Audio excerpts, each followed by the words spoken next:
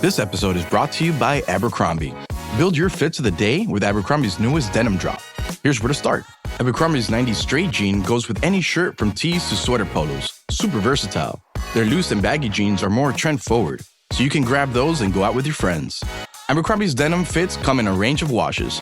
Build your looks around Abercrombie denim. Shop online or in-store. Hey, today on CityCast Philly, y'all, my heart is pounding. I'm both nervous and excited for Sunday. We're just 5 days away from Super Bowl 59. Our Philadelphia Eagles are taking on the Kansas City Chiefs in an epic showdown. But first, let's talk about the season, and we'll keep it light so that you can follow even if you haven't been watching all season. Storylines to follow as the team prepares for the big game and as fans travel down from Broad Street to Bourbon Street in New Orleans. And what is everyone doing on game day? I'm so excited. It's Tuesday, February 4th. I'm Trinae Nuri, and here's what Philly's talking about.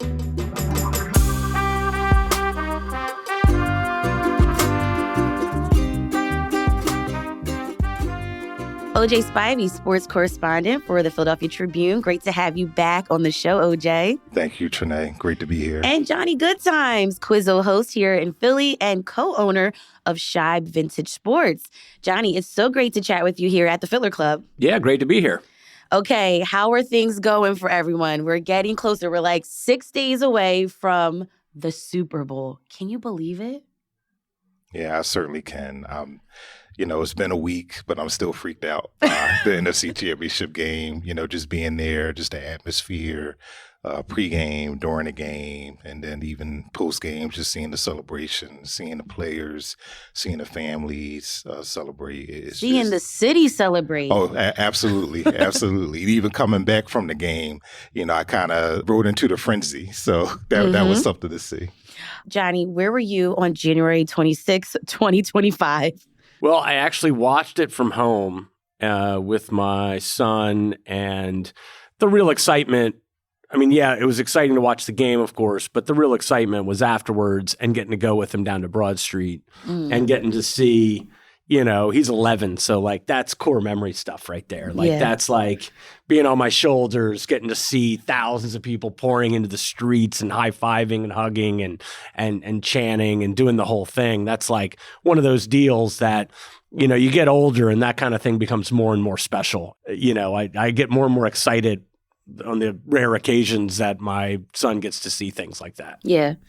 My kids and I, we were in section 241 at the game. I got some last-minute tickets. It was like an answered prayer. And I had similar things where I'm high-fiving the people that were sitting around. But to them, they're just like, Mom, oh my God. My son was wearing Saquon Barkley's Penn State jersey that I got for him. That was awesome. That was awesome. And so many people are like, yeah, we love your jersey. So they better not forget that moment. Yeah, right. That jersey costs a lot. Right. The tickets cost a lot too. Oh, yeah. OJ, you've been covering the team for the Philadelphia Tribune. What's it been like this season inside the locker room? Well, I think it's just indicative of what you saw in the NFC Championship game, their togetherness as a team, and they really wanted to redeem themselves from the collapse of 2023. And we've seen all this come into fruition. They're really a close team, and that comes from the owner on down. I think Nick Sirianni has done a great job of just motivating these guys, keeping these guys together, and the goal from the start was to get back to the Super Bowl, and you see where they are now. But it's just, they love each other as a team, whether it's one of the veterans like Brandon Graham, or if it's one of the rookies like Quinyon Mitchell or Cooper DeJean. They're really close. Nobody feels left out in that locker room. So, you see why it's really not surprised why they reached the Super Bowl. That's such a good feeling. Now, as a fan, sometimes, there's this anxiety that we have if it's not a perfect game. Do players also sense that, feel that, know that that's like how we're feeling too? Well, yeah, I mean, they don't feel the anxiety per se, maybe, pregame and everything because, you're always nervous when you want to perform or, when you're going to work. But I think they feel it. And I think they want to do well for the fans. And they know that the fans show up every game. As you see, every game is sold out. So they want to perform for them and they want to bring this thing home. Let's talk about the idea of respect. Do you think the head coach, Nick Sirianni, gets the respect he deserves as the head coach? Because if it's a kind of like rocky game, maybe we lose a game, people are always like, fire the coach. Well, I think it's interesting because I was definitely not too high on him after last season. I mean, I'll be honest, I wanted him to get rid of the whole coaching staff and start fresh. I thought it was a little bit crazy to fire the two assistants, bring in two new assistants, but keep the head coach. Like, that was one of those things where you're like, you kind of want your cake and eat it too. But the Eagles have been unorthodox before. I mean, when, Chip Kelly took over as GM, they didn't fire Howie Roseman. They just kind of moved him into a corner office and said, well, we might need you later. You got to give it to him. Lurie knows how to handle these kinds of things. And I was wrong. At the end of the day, I mean, Sirianni has proved himself to be a very good coach, and I think he just needed to be put in the right situation. And I think that the Eagles organization has put him in that situation where what he excels at, he does, and what he doesn't excel at, they have two highly capable coordinators doing the job. Let's also talk about Jalen Hurts. Does he get the respect that he deserves? I think finally he may. You're still going to have the detractors of Jalen Hurts because, again, he's a quarterback where, and this is something that I've written about, and you can tie Sirianni to Jalen Hurts as well. They may not be the coach and the quarterback that you necessarily want, but they're the coach and quarterback that you need. Going to 2 Super Bowls within 3 years, I mean, they're both doing something right. Mm-hmm. But, Jalen Hurts, he came into a very tough situation. And when he was drafted, being Carson Wentz's backup, everybody assumed that Wentz would be the quarterback for 10, 12, 15 years. When that didn't work out, Hurts had to step in. A lot of people didn't believe in him. First of all, a lot of fans thought he might have been a wasted pick. But as soon as he entered that building, and if you talk to the players who were there then, and even a couple left from now, they knew that he could be a good quarterback. And again, you just see all of this coming to fruition with good coaching, with good players around him. And I mean, he is really a great leader of that squad. You talk to any and every player in that locker room, they really point to Jalen Hurts as a leader of this team, and they always believe that they can win with him under center. Any insight on how they're prepping for the big game? You really don't want to prep differently than you do any other game. Of course, it's the magnitude of it all because, you're going to see the media frenzy, all this week in New Orleans as they have to deal with the media. They have to deal with all the celebrity atmosphere and everything. But of course, they've been here before. Sirianni himself and most of the players from 2 years ago. So they know what to do. They know how to prepare. And again, you're dealing with the Kansas City Chiefs again. So the bottom line is, okay, how are you going to beat these guys this time around? Right. Okay. Johnny, how's the city preparing? How are you preparing? I'm going into it with a real positive attitude, which is maybe a little different than years past. When we played the Patriots in 2017, I was like, yeah, there's no chance. But let's still have fun watching the game. But like this time, I don't know. I feel a little bit more swagger. I feel like, OJ will remember this. This goes way back. But when the Bears did the Super Bowl shuffle, it was still the regular season. Yeah. And they did a song called the Super Bowl, like, you're not stopping us, right? Like, that was the mentality those guys had. And the confidence. Tried to adopt that myself with this Eagles team where we're not going to lose this game because we are the better team. And so I'm trying to kind of get myself mentally there because as Eagles fans, we always have the when's the shoe going to drop?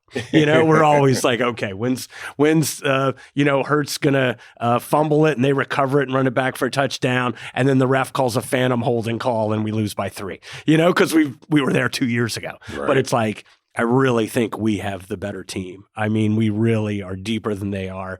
We have the greatest running back in football. They really barely have a running back. We have two of the best wide receivers. I don't even know the names of their receivers at this point. I mean, it's gotten, so it's just like, it's one of those things where it's like, yeah, it's Mahomes and Andy. And so that's scary, but nothing else is scary. We've got more in this conversation when we come back. Girl, you have got to try this Laneige lip mask. Trust me, my lips needed that love. Love these vanilla vibes from Kayali. That top note is just so smooth. Smooth and stunning. That's what you get with this K18 hair mask. Those brands everybody's talking about, they're at Sephora. Discover the hype with the hottest names in beauty, including Laneige, Kayali, K18, and Rare Beauty. Only at Sephora. Let's talk about the storylines of this whole Super Bowl. Like the Kelsey brothers. I mean, we have like the royal family a part of this epic showdown again. I don't know. How do you guys feel about that?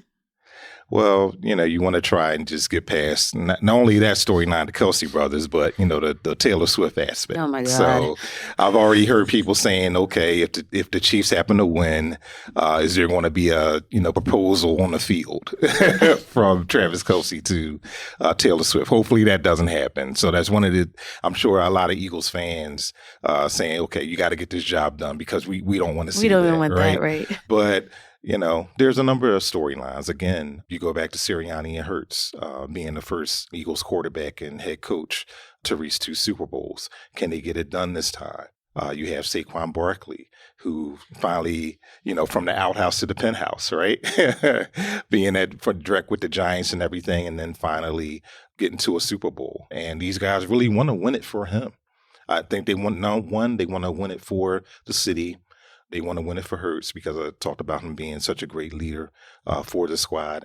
And they really want to win it for Saquon Barkley. Isn't his birthday on the Super Bowl Sunday? Yes. So ironically, it's Saquon Barkley's birthday. And I think it's also Cooper DeJean's birthday. Oh, my gosh. So the rookie, that's giving me chills. Sensation, right? So that'll be another storyline as well. So yeah, I mean, Saquon's had a season for the ages. I mean, we're talking about just one of the greatest seasons a player on a new team at any position has ever had. I mean, he's just absolutely blown everybody's expectations were high and he's blown completely past them. And not only that, but he's so likable and he's so, he's just the kind of guy that this city loves. Self-aware. Yeah. Yeah. And like when the third string running back scored the touchdown. Oh, yeah, Will Shipley. And he was the first, right, Will Shipley. Yeah. He was the first guy on the field. He put his helmet on and ran out to the field just to celebrate with him. That was awesome to see. Yeah, my wife was that was her highlight of the game. She's like, oh my God, it's like Rudy. Yeah. It's like, that was her favorite part of the whole game was just like, oh my God, here's the superstar coming out to this guy. There's a special teams player who never gets on the field for an offensive play. And he's the first guy off the bench. And you're like, man, this guy's something special. And so I think that for me is a big storyline is I really, really want this guy to win the Super Bowl. I got a chance to interview his parents and they were awesome. Saquon's parents. Yes, oh my gosh. It just happened to be circumstance that they were in a tunnel because as media, we're waiting to go into the locker room. You hear the celebration, right before we got near to hear blow the whistle, right? Yeah. That was such a wild sound, by the way. Yeah. So a couple of New York writers were there covering the game. They happened to see his parents and they pulled them over across the barrier. And I got my questions and they're just so ecstatic that he's here in Philadelphia and, they're now winning the Super Bowl. And he's a Penn Stater. So, Philadelphia has, a plethora of Penn State alums and everything. Your son had, the jersey. Oh my gosh. And everything. So I know they all pointed that out. Yes. He was like, yeah, like I'm cool because I got the jersey on. Okay. One of the storylines that I thought was just so touching too was Jeremiah Trotter Jr., yes, who is the linebacker for the team. He's on his way to the Super Bowl. A few weeks back, he got his career start, I think, with the Giants game. Yeah, he got some playing time, yes, because they set the starters for that game, and Jeremiah Trotter Jr. played most of that game. But he also played special teams too. But he got a chance to start at his natural position at linebacker. So when he comes back, the first person he calls is his dad, Jeremiah Trotter Sr., who also was a 4-time Pro Bowler and a Philadelphia Eagles Hall of Famer, who also took the Eagles to the Super Bowl. Yeah, back in 04. Right. Yep. And, a couple people have posted the photo on social media back in 04. Trot Jr., X-Man Jr., he's pretty much a toddler then. And they showed a photo of his father holding him on the field at the LINC. And then, present day, you see Trot Jr. going to the Super Bowl himself. So that's another great storyline. And it's also a great story, too, because Trot Jr. did lose his mom to breast cancer, I believe, a couple years ago and everything. So it's a dedication for her as well. Let's talk about the vibes of the city. Has anyone slept yet? Because I haven't. I couldn't sleep on Sunday night. I was just so happy on Monday. Victory Monday. It just felt so good. Yeah, I mean, we're in the midst of a 2-week party for sure. I think the vibes are pretty much immaculate at this point. I mean, I think that everybody's, it's the dead of winter and it's, it's Philly and we've got plenty of bad news in the news, so to have something that's good that we can all be on the same page about and everything else drops away. When you're high-fiving a stranger, you don't know really anything else about them, but you just know you have that moment together. And I think that is something that kind of raises the vibe level. And it's just something that's really special to be a part of. And like I said earlier, as I get older, that becomes more and more special. And it's man, this is really something to hold on to and enjoy every minute of. So, it was funny. A couple weeks ago, I saw all these people, Eagles fans, were arguing with Rams fans about some penalty or something. I was like, guys, you're doing this all wrong. The game's over. We won. Go party. And even in Washington the fans. snow. Yeah, right. The Commanders fans who, took over a restaurant that, nobody goes to. Now there's, that was an amazing story. That was a great freaking story. What restaurant was it? So Tailgate. Hard Rock Cafe. Yeah, Hard Rock. That's right. Yes. That's right. Yes. Yeah. And Ready Terminal was right there. Yes. Yeah. Tailgate Ted and his whole crew come up from D.C. and they have this big party and they're like, we took over their city. And we're like, nobody cares You about take a photo at 12th and Market of all places. Yeah. Say, we took over the city, right? Yeah, right. And it's just so then he goes to the game, gets heckled mercilessly, and goes home, goes back to DC after they get stomped. Everybody in Philly has made their own joke about next year they're going to take over Chili's, and so he goes back to DC. And here's a cool little twist on the story: is that he gets back to DC and somebody notices that their tailgate group raises money for cancer. Lung cancer. And so some Eagles fans start donating and start writing. And it says leave a message, go Birds, go Birds, go Birds. And then Crossing Broad picks it up. And then we posted something about it from Shibe and then it snowballed. And they doubled. They had 8,000 raised, and a couple days later they had 16,000 raised. I think they met their goal. Yeah, Tailgate Ted even said hey, I got treated terribly last Sunday, but gotta hand it to Eagles fans. They're coming out, and we can't. So Eagles fans doubled the Commanders fans lung cancer charity. So it's just one of those things that's the dichotomy of the Philly sports fan. We're kind of insufferable, but with a heart of gold. Yes. There you go. We're not necessarily friendly, but we're kind. Yes, we're not nice, but we're kind. What's everyone's Super Bowl plans? Well, I don't normally travel for games, so I won't be in New Orleans, but I'll be somewhere watching it unless somebody, wants me to host a Super Bowl party. I'll be glad to do that. But I'll just be analyzing it from afar and everything, but I will definitely be there for the parade. Yeah. All right. Well, come on over. You can co-host with me at my Super Bowl party. I'm just going to have a party at the house. I mean, it's funny. I did a big event for the Rams game at Yards, and wasn't feeling a good Sunday, so I just stayed home. But for the Super Bowl, I don't want to be in that rowdy atmosphere. I want to have some good friends over, and I want to kind of focus. This isn't the game isn't as much of a party for me when the Eagles are in it. It's more of a party when the Eagles aren't in it. Right. Because then right. it's like, okay, who cares who wins? Let's have some beers and, eat some hot dogs. But like when they're in it, I kind of do want to focus and I kind of do want to take it all in and be sure to remember it and not go crazy partying beforehand or whatever. So it's going to be a pretty laid back party. And then if we win, then the party pops off. Yes. Right? So like have all the accoutrements prepared for the blowout, but keep yourself on a nice even pace during the game. And then once the game ends, we hit Broad Street and, Lord knows what happens. Yeah. And I have to focus because I have to write about it. Right. How are you guys preparing at Shibe? I mean, just, it's a matter of getting things ready ahead of time. And it's interesting. It's really interesting because, like, for instance, before we played the Commanders, we talked to our vendors and we say, okay, can you guys order us 150 shirts and have them on standby, and then we'll pay to ship them back if we lose. Mm-hmm. But if we win, I want to have shirts ready by Wednesday. So that's basically how we set that thing up. And then on Monday, they start cranking out the shirts. Mm-hmm. And so by Wednesday, we actually have brand new designs in store. And then we also order from our licensed vendors that are out, and they're ready to ship Monday morning. It's pretty simple stuff, but they start pressing it the second the game ends.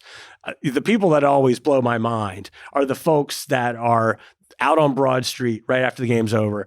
And they're the DIYers, but they've got NFC chairs. I'm like, how are y'all? Where is your screen printing shop? Yeah. Like, I need to know yeah. where this magic is happening. Like, do you have elves running around like in a tree? I think they're taking risks. Yeah. Okay, have you guys heard about the Super Bowl logo theory?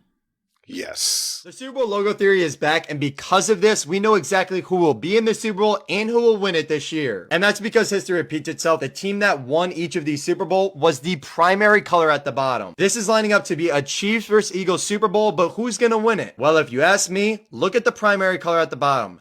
I see a lot of green. Yeah, you see a little bit of red, but I see a lot of green. To me, this is looking like a Chiefs versus Eagles Super Bowl. Eagles win it, but it's gonna be interesting. Let me know your thoughts. Basically, the colors of the Super Bowl logo will tell you who's going to win the Super Bowl. So in years past, this particular creator on social media says, I think it was the Bengals and LA Rams. The red or like orange color of the Bengals was at the top, and at the bottom was like a yellow, and that was for the Rams. The Rams won that year. Then it was the Eagles and the Chiefs the first year. The green at the top of the logo and the red at the bottom. The Chiefs won that year. This year, Super Bowl 59, the logo is kind of like 50-50. There's red at the top and a kind of green color at the bottom, but it's also like in the middle of the logo. So the question is this theory right? There's so many conspiracy theories with the Super Bowl. I read something last week stating that the team that wears a white jersey has won the majority of the last 20 Super Bowls. But we're wearing midnight green, jersey, aren't we? Yeah, I think they are. Dark jersey's only won 4 times this century, I think. So wear all white gloves. They can't see you hold on against. Are you guys jersey. superstitious? I am a little bit low key. Yeah, I'm only superstitious when I was an athlete, I was a little superstitious. Yeah. Primarily when I bowl. Did you wear like the same underwear? I don't go that deep, Trinae, but depending on how, usually bowl 3 games. So depending on how I do the first game, I may stand somewhere else before I release the ball. So it's those type of things. Yeah, I'm the same way. In bowling, it's like, all right, let me think through how I did that. Whenever you get a strike, you're like, let me relive every single thing I try did. not to overthink. Right. And most times when you become superstitious, you really overthink. And like I know Eagles fans, they have so many rituals. You have to wear this jersey. Right, sure. You have to wear this shirt. You have to sit a certain spot on your couch. So it really gets hilarious. Okay, I'll tell you something. It was the Eagles versus the Rams. It was the last 5 minutes. The snow game. It was snowing. I went outside my house and twirled a flag. Okay? Came back inside. The Rams got another touchdown. And I was panicking. I was like, shit. I jinxed us. Oh my God, it's me. It was my fault. But we ended up winning. Right. Thank God. So yeah, I'm kind of superstitious. I have a friend. I literally have a friend who she will not watch the game. Like she refuses to watch a game because she feels if she does watch the game, they'll lose. Because Eagles have kind of been on this streak, and she hasn't watched, a game for whatever reason, or if she's busy or something. It's like, okay, can I watch the Super Bowl now? No, don't. Now, there's kind of the famous one that's like if a guy goes to the bathroom and the team scores a touchdown, everybody in the house is like, you can't come out of the bathroom. Like I've seen those kinds of things on like TikTok and stuff, like videos of like when the guy, whatever the guy just keep has to drinking beers, right? Just has to sit in the bathroom and just watch from there because his friends won't let him come out. It's worse than the New Year's superstitions. I have a question for you, OJ. So, baseball players are typically very superstitious. Oh, the most by far. Are football players, is that a thing, or are they by nature typically not? Not more than they're willing to admit, because I haven't really had any of the players say that, okay, they have to do this. They're more just as far as just a routine, more than just being superstitious. Okay. Because they're so detailed, because they have such a set schedule during the week and even during game days. Well, you do have guys, okay, they have to eat maybe a certain meal, or, one maybe wants to eat a hard-boiled egg as opposed to, having cereal or something of that nature. But just as far as, what socks they have to wear or anything, that's not anything that they usually reveal. Going back to what you were saying about how you were just so excited to have your son on Broad Street and for him to, experience this. That's how I felt seeing like all the players' babies after they won the NFC. Born, playing with the confetti. Gosh. I know. Like all the babies there. I declared that I'm done having kids, but seeing baby born there, that just struck me. So for sure. Yeah, that was beautiful.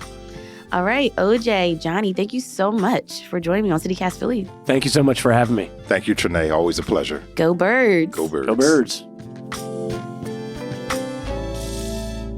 Be sure to stay up on the latest from OJ. We've got a link in the show notes. And Johnny Goodtimes is hosting Quizzle Bowl 19 on Sunday, February 16th at 3 p.m. over at Yards Brewery Company on 5th and Spring Garden Streets.